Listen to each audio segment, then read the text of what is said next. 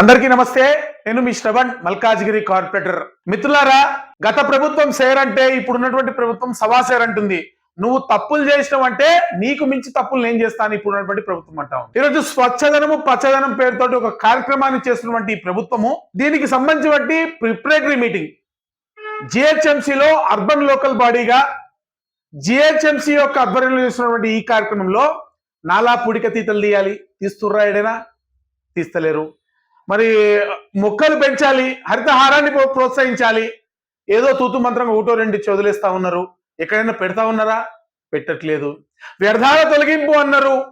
ఎక్కడ వ్యర్థాలను తొలగిస్తా ఉన్నారని అడుగుతా ఉన్నాను నేను. నాలాల చెరువులను సంరక్షిస్తామంటా ఉన్నారు. ఏ చెరువుని మీరు సంరక్షించారని నేను చూపిమని నేను అడుగుతా ఉన్నాను. అంటే కేవలము ఒక కార్యక్రమం చేయాలి కాబట్టి అక్కడ ఉన్నటువంటి ప్రతినిధులతో, ప్రజాప్రతినిధులతో కూడా కనీసం ఒక మీటింగ్ పెట్టకుండా, దానికి ఒక ఫండింగ్, ఒక రూపాయి కూడా ఫండింగ్ ఇవ్వకుండా, 2 వెహికల్స్ ఇవ్వకుండా కార్యక్రమాన్ని చేపట్టడం వల్ల ఎవరికి ఉపయోగం అని నేను అడుగుతున్నాను. నిన్న మొదటి రోజు కార్యక్రమం చేశారు. ఒక 300 మీటర్లలో చెత్త పాయింట్లను చూపించిన తర్వాత వాటిని ఎత్తడానికి వెహికల్స్ లేదని ఈరోజు చెప్తా ఉన్నారు. మరి రెండో రోజు కార్యక్రమానికి మేము ఎందుకు పోవాలి? మొదటి రోజు చెప్పిన పనే సరిగా చేయనప్పుడు రెండో రోజు ఏం చేయాలి? రెండో రోజు కూడా నాకు ఓల్డ్ మేనేజ్మెంట్ నుంచి కంప్లైంట్స్. అక్కడ స్కూల్ వెనుకున్నటువంటి చెత్త కొంత తీశారు, కొంత తీయలేదు అని చెప్పి అక్కడ ఉన్నటువంటి స్థానికులు కంప్లైంట్లు. మరి సరిగ్గా వ్యర్థాలను తొలగించినప్పుడు, దానికి సంబంధించిన వ్యవస్థ మీ దగ్గర లేనప్పుడు, వెహికల్స్ మీ దగ్గర లేనప్పుడు మీరు ఏ విధంగా ఈ కార్యక్రమాన్ని సక్సెస్ఫుల్ చేస్తారు? అంటే తూతూ మంత్రంగా ఈ కార్యక్రమం చేస్తున్నారా? నిజంగా ప్రజలకు ఉపయోగపడాలని చెప్పి కార్యక్రమం చేస్తున్నారా? ముఖ్యమంత్రి గారి ఫోటో పెట్టుకోవడం కోసం, ముఖ్యమంత్రి గారి ఫోటోని ప్రజల్లో తీసుకెళ్లడం కోసమే ఈ కార్యక్రమాన్ని చేపడుతున్నట్టయితే దానివల్ల ఎవరికి ఉపయోగం? గతంలో ప్రజాపాలన పేరుతోటి అనేక మంది సిబ్బందిని రోడ్ల మీద తీసుకొచ్చి మాన్యువల్ అప్లికేషన్స్ తీసుకున్నారు. నేను అప్పుడే చెప్పిన, డిజిటైజ్డ్ అప్లికేషన్స్ తీసుకోండి. మాన్యువల్ అప్లికేషన్స్ వల్ల వర్కింగ్ అవర్స్, అంటే ఎవరైతే జిహెచ్ఎంసీలో పనిచేస్తున్న స్టాఫ్ ఉన్నారో వాళ్ళ వర్కింగ్ అవర్స్ వేస్ట్ అవుతాయి, ఎర్రర్స్ కూడా చాలా వస్తాయని ఆ మాన్యువల్ అప్లికేషన్స్ తీసుకున్నారు. మళ్ళీ 15 లక్షలు పెట్టి 15 లక్షలు 20 లక్షలు ఇష్టానుసారంగా వాటిని మళ్ళీ ఆన్లైన్ చేయించారు. ఈ ఆన్లైన్ లో చేసే క్రమంలో కొన్ని ఫ్లైఓవర్ల కింద పడేసారు. ప్రజల దగ్గర రిసిప్ట్ ఉంది, ఆన్లైన్ లో డేటా లేదు. ఈ మొత్తం ప్రాసెస్ వల్ల ఎవరు లాభపడ్డారు? ఐడెంటిఫికేషన్ కరెక్ట్ అయినా తప్పులు జరగలేవా? అదే ఆన్లైన్ లో మీరు ఒక మొబైల్ యాప్ ద్వారానో, మీ సేవలోనో, లేదా జిహెచ్ఎంసీ ఆఫీస్లోనే స్టాఫ్ పెట్టి అక్కడే ప్రజలను రప్పించి అప్లికేషన్ తీసుకొని డైరెక్ట్ గా ఆన్లైన్ చేస్తుంటే ఎర్రర్స్ జరుగుండేవా? తప్పులు జరుగుండేవా? దీనికన్నా బెటర్ గా ఉండేది కదా. ఎందుకు చేయలేకపోయారు? ఈరోజు మళ్ళీ అటువంటి తప్పునే మళ్ళీ రిపీట్ చేస్తున్నారు. కార్యక్రమం తీసుకున్నారు, దానికి రూపాయి ఫండింగ్ లేదు, వెహికల్స్ లేదు. ఎవరికి ఉపయోగం? ఈరోజు చిన్న చిన్న డివిజన్లలోనే చిన్న చిన్న కార్యక్రమాలు చేపట్టడానికి మన దగ్గర డబ్బులు లేవు. వాటర్ వర్క్స్ చేయడానికి డబ్బులు లేవు. వాటర్ వర్క్స్ పైప్ లైన్ వేయడానికి డబ్బులు లేవు. వాటర్ ప్రెషర్ ఇష్యూ, నల్లాలు సరిగ్గా వస్తలేవు, మంచినీళ్ళు సరిగ్గా వస్తలేవు. భాగ్యనగరంలో, విశ్వనగరమైనటువంటి భాగ్యనగరంలో మంచినీళ్లు సరిగ్గా అవ్వట్లేదు, మురికి నీళ్ళు వస్తా ఉన్నాయి. కొన్ని సందర్భాల్లో వరదలు వస్తే వరద నీళ్ళు వస్తా ఉన్నాయి. చెత్తలు రోడ్ల పైన పేరుకుపోయినాయి, డ్రైనేజ్ నీళ్ళకి వస్తున్నాయి, నాలా నిర్మాణాలు జరగట్లేదు, చెరువులు కబ్జాలు అయినాయి, కుక్కలు మనుషుల ప్రాణాలు తీస్తా ఉన్నాయి, దోమలు విపరీతంగా పెరిగిపోయినాయి, ట్యాక్సుల పేరుతోటి ప్రజలను దోచుకుంటా ఉన్నారు. 70 సంవత్సరాల మరి మాజీ సైనికులను కూడా ట్యాక్స్ కరెక్షన్ 4 సార్లు ప్రజాపాలనలో ఇస్తే ఇప్పుడు కరెక్ట్ చేయకుండా రోడ్ల పైన తిప్పిస్తా ఉన్నారు. ఏ ఒక్క అంశాన్ని ముట్టుకున్న దరిద్రం జిహెచ్ఎంసీ వెంటాడుతుంటే ఈరోజు జిహెచ్ఎంసీ పరిధిని 3 రెట్లు పెంచి ఏం చేస్తా అనుకుంటున్నారు ఈ ముఖ్యమంత్రి గారు? నాకు అర్థం కాలేదు. ఏం చేస్తారు? ఈ సబ్జెక్ట్ పైన మళ్ళీ మాట్లాడతా డీటెయిల్ గా. ఇప్పుడున్నటువంటి జిహెచ్ఎంసీ 600 స్క్వేర్ కిలోమీటర్లు ఉంటే దాన్ని 2000 స్క్వేర్ కిలోమీటర్లు అంటే దాదాపు 3 రెట్లు పైన 310% పెంచి మేము సర్వీసెస్ చేస్తా అంటారు. 150 మంది కార్పొరేటర్లతో కౌన్సిల్లో మీరు మాట్లాడించలేకపోతున్నారు. కోర్టు మెట్లు ఎక్కాల్సి వస్తుంది మేము కౌన్సిల్ సమావేశాల కోసం.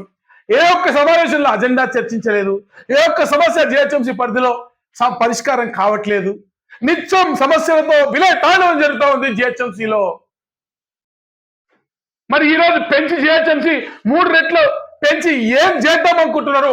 అంటే ఒక ఫెయిల్డ్ అడ్మినిస్ట్రేటివ్ బాడీ కింద కంటోన్మెంట్ ని 7 కార్పొరేషన్స్ ని మున్సిపల్ పంచాయతీలను అందరిని తీసుకొచ్చి నిధులు లేవితో కాంట్రాక్టర్లు పనిచేయట్లేదు, సిగ్గుపడాలి మనము. కాంట్రాక్టర్లు టెండర్లు వేయట్లేదంటే జిహెచ్ఎంసీలో మరి ఇప్పుడు ఉన్నటువంటి 3 అంటే ఔటర్ రింగ్ రోడ్ ప్రాంతం మొత్తం కూడా ఇటువంటి సమస్యల నిలయంలో కూర్చాలన్నటువంటిది మరి ఈ యొక్క ప్రభుత్వం యొక్క లక్ష్యమా అని నేను అడుగుతా ఉన్నాను. ఇక్కడ సరిగ్గా పనిచేయనప్పుడు మీరు అక్కడ మొత్తం ప్రాంతంలో ఏం చేస్తారని చెప్పి ఇంకా డీటెయిల్ గా మాట్లాడతాను. 2 రోజులు రేపెల్లు మాట్లాడదాం అనుకున్నా. ఈ సందర్భంలో ఇంతవరకు ఆపుతున్నా. ఒక ఫెయిల్డ్ అడ్మినిస్ట్రేటివ్ బాడీ, ఒక జిహెచ్ఎంసీ కమిషనర్ పెట్టిరు. జిహెచ్ఎంసీ కమిషనర్ నేను తప్పుపడతలే. ఒక హై గ్రేడ్ ఆఫీసర్ ఉండాల్సిన స్థాయిలో, అంటే సెక్రటరీ ర్యాంక్ లో ఉండాల్సిన స్థాయిలో ఇంకో ఆఫీసర్ తీసుకొచ్చి పెట్టారు. సంతోషం, young officer, fine, thank you. కానీ ఎన్ని ఛార్జెస్ పెట్టారు? 6 ఛార్జీలు. ఒక 4 గంటలు, ఒక 6 గంటలు. దేవుడికి తెలియాలి, వాళ్ళకి తెలియాలి. జిహెచ్ఎంసీ ఆఫీస్ ప్రధాన కార్యాలయంలో కమిషనర్ అందుబాటులో ఉండట్లేదని అక్కడ ఉన్నటువంటి అనేక మంది అడిషనల్ కమిషనర్ కంప్లైంట్, సిబ్బంది కంప్లైంట్, ప్రజల కంప్లైంట్. మరి అన్ని ఛార్జీలు ఇస్తే ఆమె కూడా చేయలేదు కదా. అంటే జిహెచ్ఎంసీ పైన సరైన అవగాహన ఉందా? ఇన్ఛార్జ్ మంత్రి పొన్నం ప్రభాకర్ గారు, ఎమ్మెల్యే మినిస్టర్ రేవంత్ రెడ్డి గారు మీకు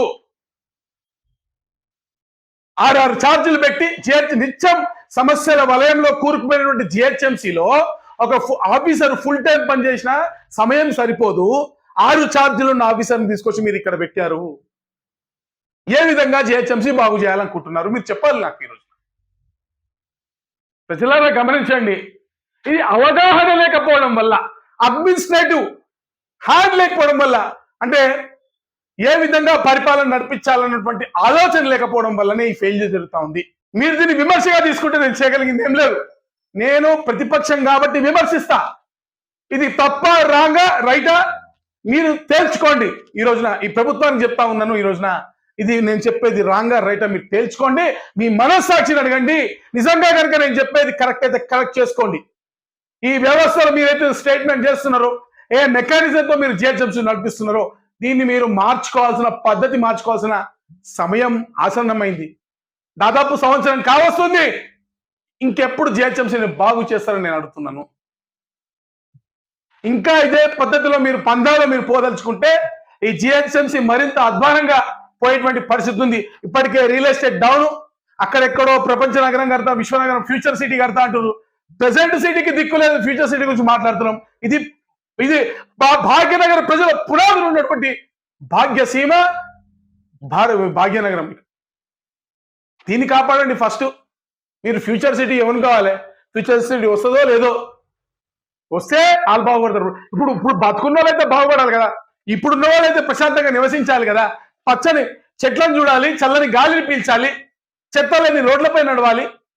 దీనిపైన మీ కుక్కలు కనటువంటి సేఫ్టీలో వాళ్ళు నడవాలి. వీటిపైన ప్రణాళిక లేకుండా ఫ్యూచర్ సిటీ అని మాట్లాడితే అది నాకు ఫ్యూచర్ గా కనబట్లేదు. నిజంగా అది దాంట్లో నాకు ఎక్కడ రీజనింగ్ అనేది, ఎక్కడ లాజిక్ అనేది కనబట్లేదు. దయచేసి ఈ ప్రభుత్వాన్ని, ముఖ్యమంత్రి గారిని, ఇన్ఛార్జ్ మంత్రి గారిని, మేయర్ గారిని, కమిషనర్ గారిని అందరినీ డిమాండ్ చేస్తున్నాను. నిజాలు వెలుగులోకి తీసుకురండి. ప్రజలను మభ్య పెట్టకండి. ప్రజలని డార్క్ లో పెట్టడం వల్ల మనందరం నష్టపోతాం, భవిష్యత్ తరాలు నష్టపోతాయి. నిజాలు బయటికి తెచ్చి నిజాన్ని యాక్సెప్ట్ చేసి దానిపైన పనిచేయడం ప్రారంభిద్దాం. అసలైన తొలి వెలుగు. ఫాలో వాట్సాప్ @తొలి వెలుగు official.